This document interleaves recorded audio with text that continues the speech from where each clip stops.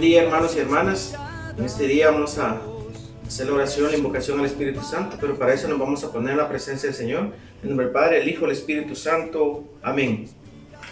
Ven, Espíritu Divino, manda tu luz desde el cielo. Padre amoroso del pobre, don en tus dones espléndido. Luz que penetra las almas, fuente del mayor consuelo.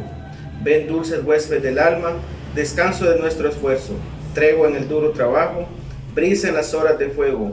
Gozo que enjuga las lágrimas y reconforta en los duelos. Entra hasta el fondo del alma, divina luz, y enriquécenos. Mira el vacío del ser humano si tú le faltas por dentro. Mira el poder del pecado cuando tú no envías tu aliento. Riega la tierra en sequía, sana el corazón enfermo. Lava las manchas, infunde calor de vida en el hielo. Doma el espíritu indómito, guía al que tuerce el sendero. Reparte tus 7 dones según la fe de tus siervos. Por tu bondad y tu gracia, dale al esfuerzo su mérito, salva al que busca salvarse y danos tu gozo eterno. Amén. En nombre del Padre, del Hijo, del Espíritu Santo. Amén. Tengo el honor de presentarles al Padre Carlos Rivera. El Padre Carlos Rivera es de la diócesis de Escuintla, miembro de la animación bíblica de la pastoral. El Padre Carlos Rivera es licenciado en Teología Bíblica de la Universidad de Navarra, España. También es párroco de la cuasiparroquia de San Francisco de Asís, Las Trochas, Nueva Concepción, Escuintla. El tema de hoy se titula Jacob, el viajero de Dios. Bienvenido, Padre Carlos.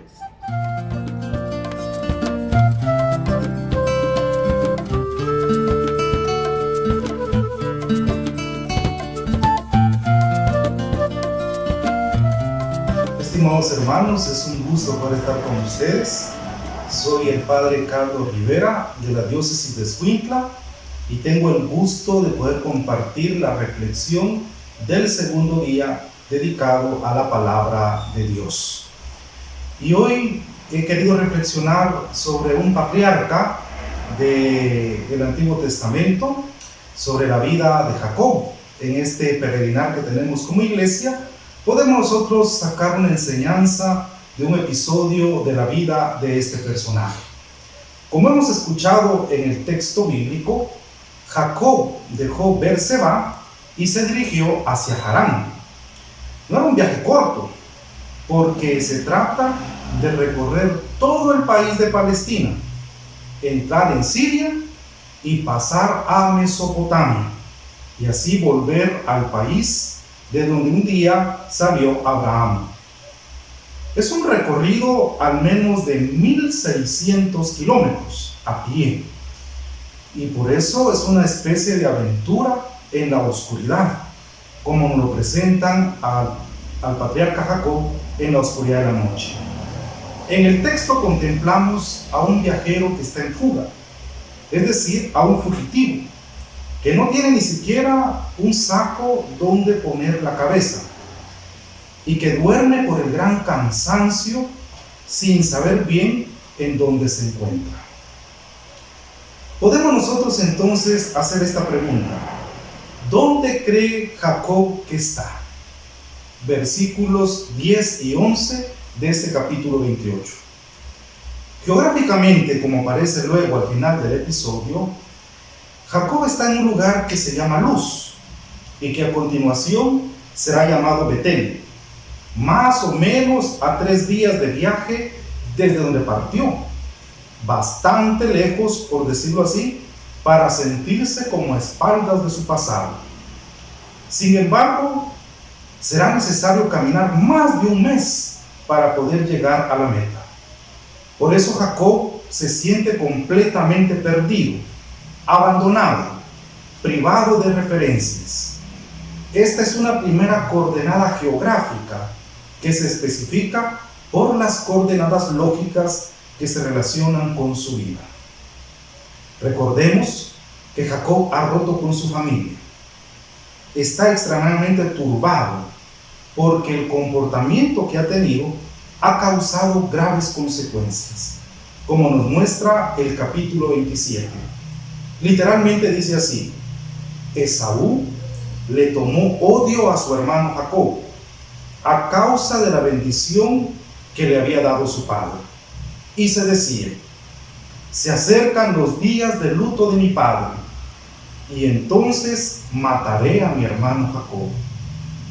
Estimados escuchas, se trata de esta dramática lucha entre hermanos que constituyen la historia del pecado de la humanidad.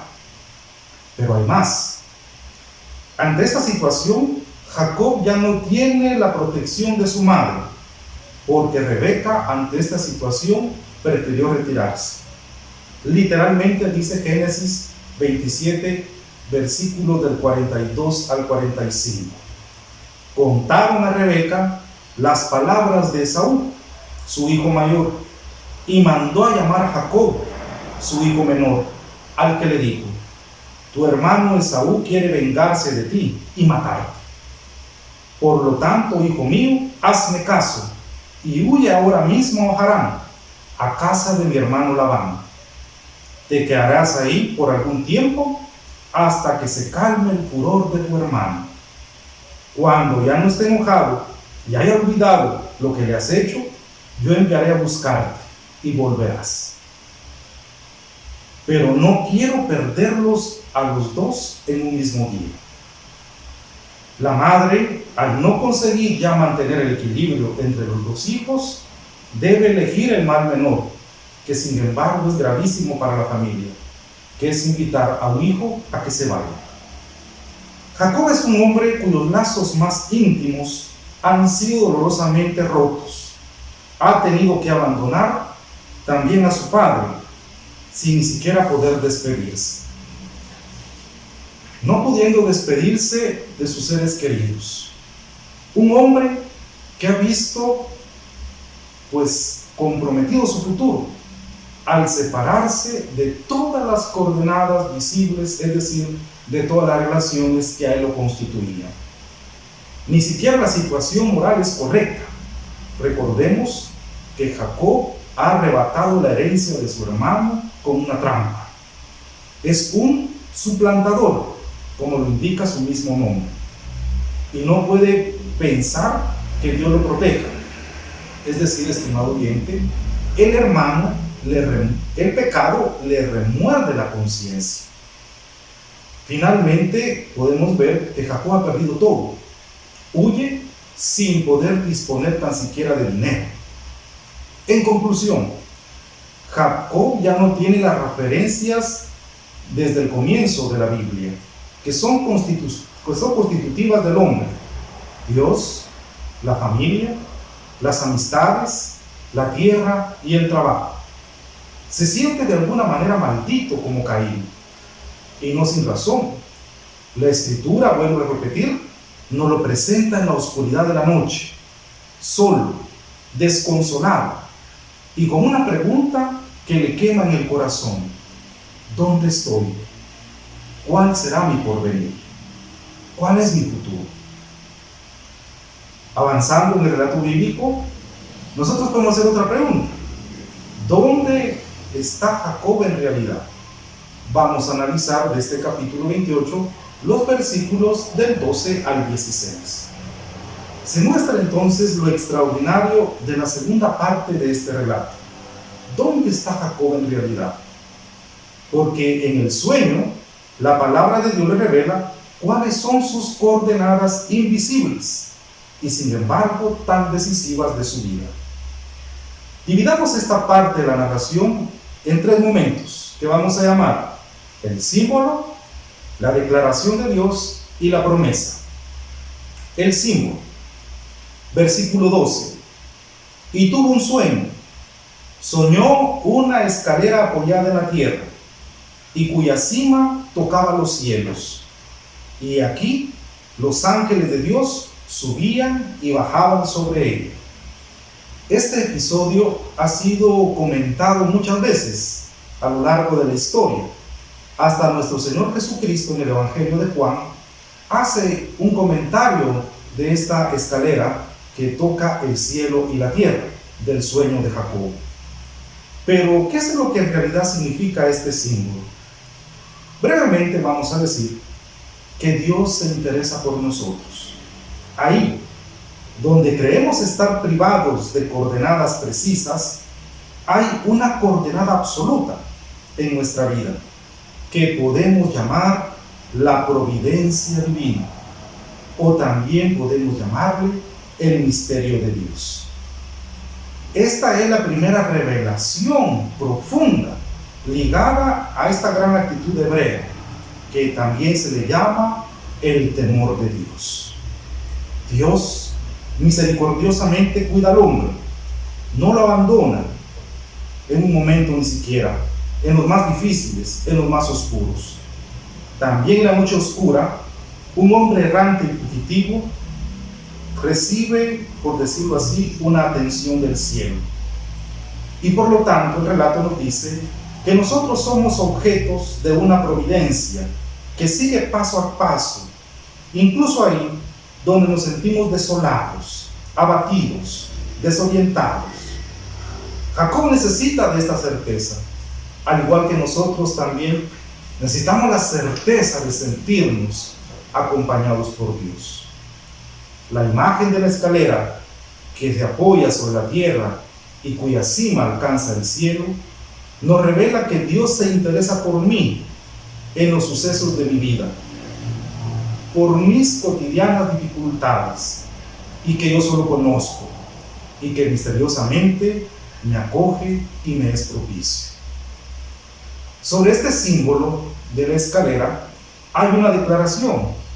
Literalmente el versículo 13 dice: yo soy el Señor, el Dios de Abraham tu padre y el Dios de Isaac.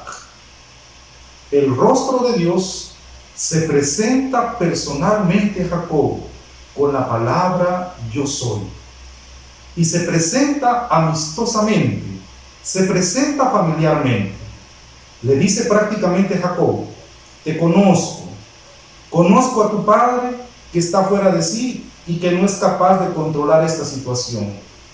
Conozco a tu madre, que es demasiado débil para poder ponerlos de acuerdo a ustedes dos como hermanos. Conozco los motivos por los que has huido. Te conozco de cerca. Esto es lo que significa esta declaración. Esta segunda revelación es formidable, porque Dios se revela amigo del hombre, amigo que conoce el corazón de los hombres, su emotividad, sus desequilibrios. Podemos decir: Dios te conoce, es tu amigo y te conoce como verdaderamente eres. No le podemos ocultar nada. Tercero de este sueño, la promesa.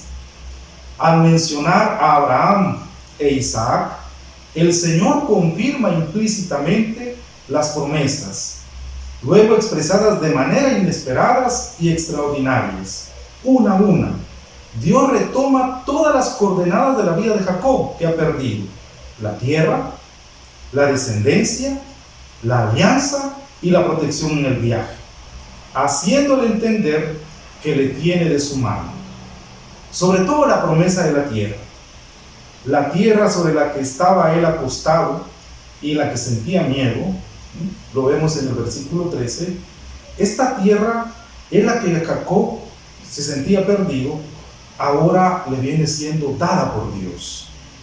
Con la tierra, la promesa de la descendencia, concretamente la relación con Jacob y con su familia, con la familia que aún no ha formado. El versículo 14 literalmente dice: tu descendencia será como el polvo y la tierra, y te extenderás al poniente y al oriente, al norte y al sur. Vemos la desproporción entre lo que Jacob buscaba, que era salvar su vida de la ira de su hermano, y la promesa de una descendencia innumerable que hace reventar, por decirlo así de alguna manera, estas coordenadas que Jacob tenía. Le abre el horizonte a una nueva relación con sus semejantes. La tercera promesa se refiere a las naciones. Serán benditas por ti y por tu descendencia todas las naciones de la tierra. Versículo 14. Jacob había pensado como máximo en sí mismo, en su familia, en su pueblo, pero la palabra de Dios le abre hacia la humanidad. porque no es posible que una persona se considere solamente en relación a unas coordenadas estrechas. Luego el Señor especifica las coordenadas de esta alianza cuando dice: yo estoy contigo, versículo 15. Esta es la palabra clave de la alianza, del misterio de la unión indestructible con Dios, que quiere positivamente con el hombre, y que esta unión se va a expresar más estrechamente con nuestro Señor Jesucristo. Recordemos, es la fórmula pronunciada por el ángel a la Virgen María: el Señor está contigo, Lucas 1:28. Y que Jesús también va a pronunciar: yo estaré con ustedes todos los días hasta el fin del mundo, Mateo 28:20. La última promesa es la protección específica del viaje, versículo 15, que dice: te guardaré por donde quiera que vayas y te devolveré a este solar. No te abandonaré hasta que sea cumplido lo que te he dicho. Primera pregunta: ¿dónde cree que está Jacob? Segunda pregunta: ¿dónde está realmente? Nos lo demuestra la revelación divina.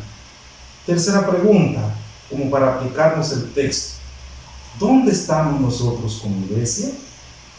El Papa Francisco está llamando a la iglesia a redescubrir su naturaleza sinodal. Este redescubrimiento de las raíces sinodales de la iglesia implica un proceso de aprender juntos, humildemente, cómo Dios nos llama a ser iglesia en este tercer milenio. Se nos recalca que este proceso no debe ser visto como una carga abrumadora que compita con la pastoral local. La sinodalidad no es, por lo tanto, un acontecimiento o un eslogan, más bien es un estilo de vida y una forma de ser con los que la iglesia vive su misión en el mundo. La misión de la iglesia requiere que todo el pueblo de Dios esté en camino juntos, con todos los miembros, desempeñando un papel crucial cada uno donde se encuentre. Una iglesia sinodal camina en comunión para perseguir una misión común a través de la participación de todos y de cada uno de sus miembros. Por eso, con el deseo de aplicar el relato bíblico a nuestra experiencia, lo abordaremos desde dos tiempos. Un primer tiempo consistirá en la reflexión sobre las coordenadas visibles de nuestra vida. Recordemos aquello que ligaba a Jacob con su ser, aquello que veía y que lo constituía. En un segundo tiempo, en la búsqueda de las coordenadas invisibles, es decir, aquello que le fue revelado en el sueño. Solamente en este contexto global será posible llevar a cabo un verdadero discernimiento de la palabra de Dios sobre mí y sobre cada uno de nosotros que escuchamos esta reflexión. Nos detenemos entonces en las coordenadas visibles de nuestra vida. Sobre todo en este aspecto yo quiero subrayar que nos conocemos poco.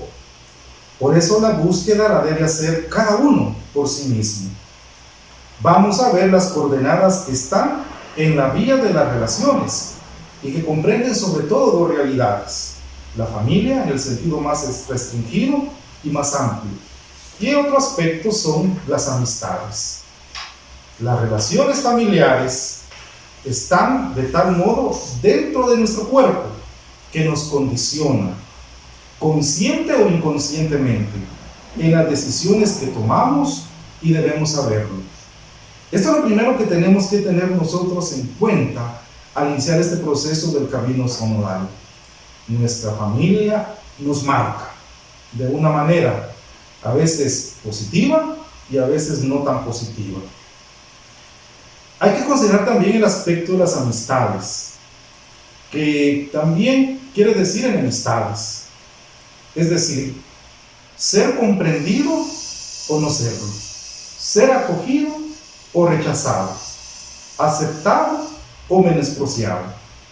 La dinámica de las amistades influye en las grandes decisiones, porque los círculos de amistad atraen o rechazan de distinta manera. Si somos conscientes y maduramos estos dos aspectos señalados, en el camino sinodal vamos a poder fomentar la participación que nos lleva a salir de nosotros mismos para involucrar a otros que tienen puntos de vista diferentes a los nuestros.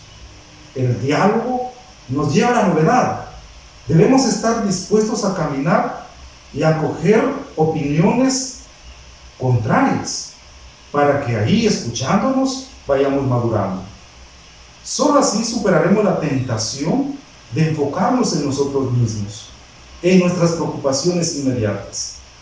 El proceso sinodal es una oportunidad para abrirnos y mirar a nuestro alrededor, ver las cosas desde otros puntos de vista y avanzar en el conocimiento misionero y llegar así a las periferias. Esto nos obliga a pensar a largo plazo, va a decir el Papa Francisco. Otra coordenada que nos viene dada por el relato de Jacob en su viaje es el futuro. Pregunto, ¿nosotros tememos a nuestro futuro? ¿Lo esperamos? ¿Tenemos miedo de tomar las decisiones adecuadas? ¿Cómo veo mi relación entre mi futuro y las decisiones que debemos tomar? ¿Cuál es el plan de Dios para la iglesia de aquí y ahora en Guatemala? Terminamos esta fase entonces de las coordenadas visibles, viendo solo dos aspectos para que nos ayuden a madurar en este proceso sinodal. Vuelvo a repetir, la familia y las amistades, que es lo que marcaba la vida de Jacob. Pero también tenemos coordenadas invisibles. Podemos tomar tres coordenadas expresadas en el texto bíblico. Número 1, la providencia divina, como hemos escuchado, y este va a ser el telón de fondo. Número 2, la palabra de Dios, y número 3, la promesa. ¿Cómo nos sentimos nosotros frente a la providencia divina? O sea, ¿cuál es el sentido de Dios que tenemos en nuestra vida? Está presente, nos conforta, nos sostiene la conciencia de que Dios se preocupa de nosotros, o bien está ausente, oscurecida por las pruebas, por las tentaciones. Las diversas pruebas por las que pasamos en nuestra vida no solo son realidades negativas, sino que constituyen también la dinámica de nuestras decisiones invisibles. En el camino sinodal debemos preguntarnos, ¿qué sentido tenemos de la palabra de Dios? En concreto, ¿cómo me pongo frente a esta revelación escrita?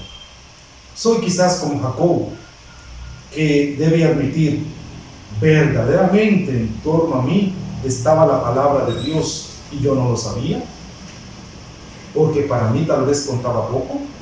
O bien, me fío de la palabra de Dios, pero con momentos de dificultad y de oscuridad. Recordemos que el camino sinodal está marcado por el Espíritu Santo, no por nuestras decisiones. Y esto va a ser iluminado solo a través de la palabra de Dios. Y tercero, la palabra de Dios como promesa. Es promesa para nosotros, lo cual se traduce en la fórmula: yo estoy contigo. Dios no es solamente el Dios de mi padre, de mi gente, de mi tradición, de mi cultura, de mi pueblo, de mi iglesia, sino que es el Dios para mí y conmigo. Actualizar nosotros la palabra de Dios como promesa es algo fundamental para cualquier decisión de la vida, aunque sea la más difícil. Mientras que el miedo instintivo, la angustia que tenemos frente a ciertas decisiones indica nuestra falta de sentido de la divina promesa. Por eso, podemos pedir a María, a quien fue repetida la promesa hecha a Jacob: el Señor está contigo, nos ayude a sentir con fuerza nuestra existencia, sobre todo hoy, de esta palabra que es promesa divina. Muchas gracias, estimados oyentes, por escucharme. Les saluda el Padre Carlos Rivera y los animo a seguir en esta novena de la palabra de Dios.